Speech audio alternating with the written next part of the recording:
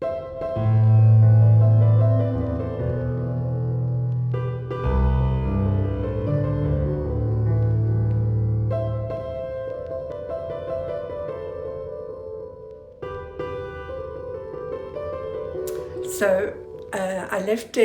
I was born in Manchester. My parents, my mum and my dad, who were wonderful, wonderful parents. And my sister was born 2 years before me. So that was our home. My dad was very quiet. He's very good looking, jet black hair. He was a sportsman. So he played for Manchester City. And they were just going to turn professional, he was such a good player. The boss went to the parents and said, "We would really like Albert to play," and they said no. They were worried that it wouldn't be a good enough job for him, and so they said no. He needs to get a job, but he still continued with lots of sport. Taught us to play badminton and what's that on? Table tennis? Table tennis, oh.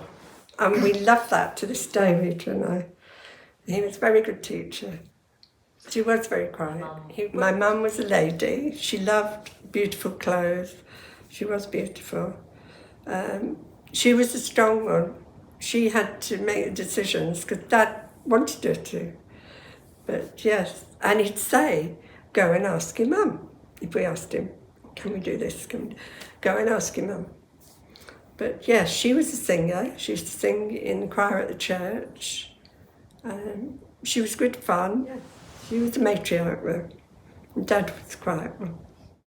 Well, I think must have been about 7 or 8. Anyway, the day came and it was this big package. I opened it up and there was this beautiful shop for selling sweets and things, and they were all in the compartments, and it was wonderful. And so I was thrilled with that, and Rita and I loved it. And then we decided one day we'd turn it into a boat. So we put it on the floor, we had a lino floor, and we'd play in that for hours, and we'd pretend we were in the water. And we loved it. And I just remembered, there was a coal yard nearby, and we used to run up the coal yard and back down again. And we had white socks. We were always dressed beautifully by my mother. And we had these white socks on. So, a silly thing, we turned them inside out so she wouldn't see them. It was good fun. We went to Skipton to live from Manchester. And then Rita and I went to school in Skipton. And I enjoyed it there. Well, I didn't enjoy the first school, but fortunately I passed my exams and I went to the convent, which was just up the hill, and I loved it there. It was quiet, which I liked. I really enjoyed it, and we could play tennis. There was a grass tennis court, so I loved that. Yeah, it was nice. And then my parents decided to move again to Weston-super-Mare. I went to a grammar school there. From going to a convent, I went to a grammar school, and I didn't like it one bit because it was massive, whereas the convent was much smaller. I begged my mum to let me leave, and she said no for a long time, and then I think she was so fed up, she said yes in the end. So when I was 15, I left. I went and I got an office job because I couldn't go nursing, which is what I always wanted to do, until I was 18. So that's what I did. But it was always there in me. I want to go nursing, yeah. Well, I had to go and sit an exam first, so my mother came with me for that. Unfortunately, I passed. And then when I actually set off from Weston-super-Mare station, and all my friends and my mum and my dad were waving goodbye. I went on my own. I said, what? Yes, and it was in the East End of London. So we didn't have much money. So there was a pub across the road and there was music on every night. So I love music. So we used to go there. I didn't know I was going to get a record player from my mum and dad, but there it arrived and I was thrilled, and we had a lovely room that we could go in, and yeah, we had lots of fun listening to music there. I was thrilled with it. I liked all music, yeah. It was, yeah, a big part of my life. After I'd finished my training, I moved into my fiance's house in the East End of London, and I got a job via the man next door. It was a clinic, and there were midwives there and ladies who went out in the town, and I was given the job of setting up the clinic and weighing the babies when they came in and helping the doctor. And then I had also to go out into the schools to do the eye tests, that's right, and combing the hair to see if there was any little thingamajigs.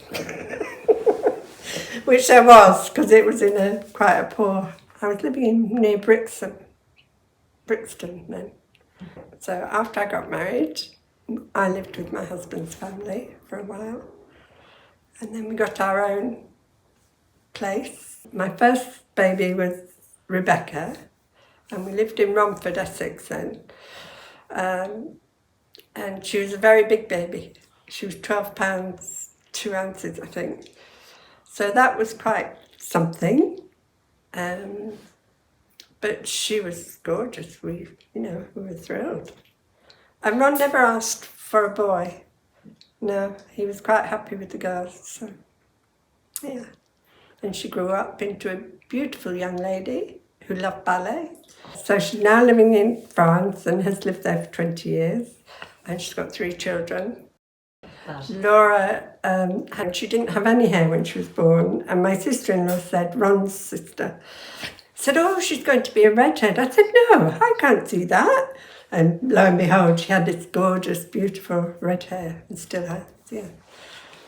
And very easygoing, quieter than Rebecca. And we lived in a beautiful house at that time in a cottage near Sevenoaks. Beautiful. It used to be a bakery, and I loved it there.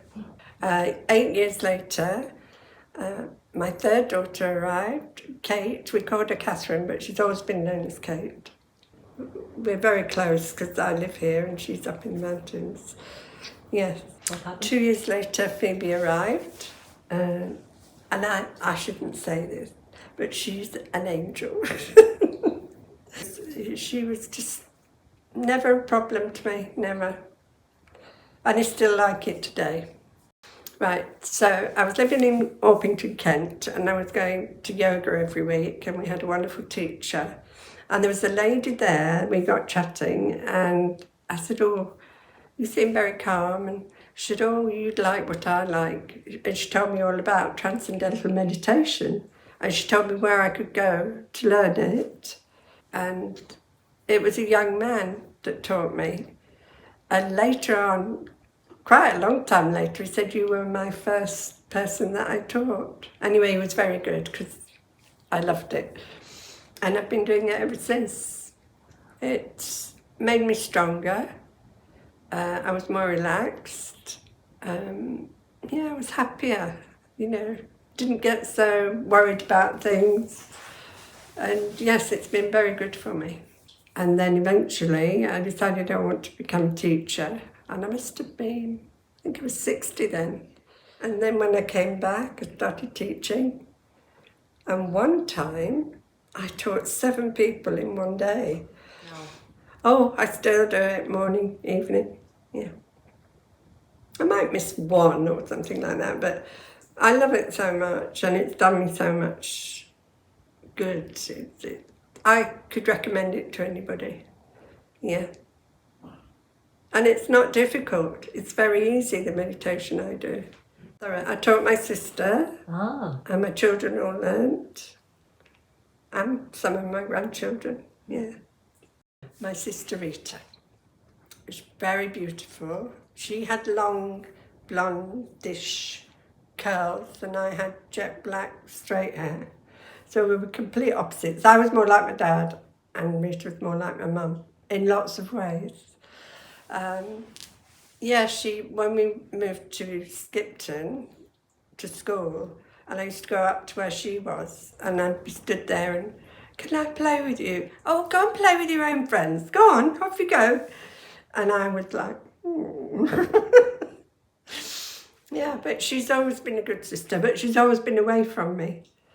Because John was in the RAF, and when they married, he was sent abroad to Singapore. And they lived there for 3 years and loved it. They loved it. So it was hard for Mum and my dad and me. We missed her.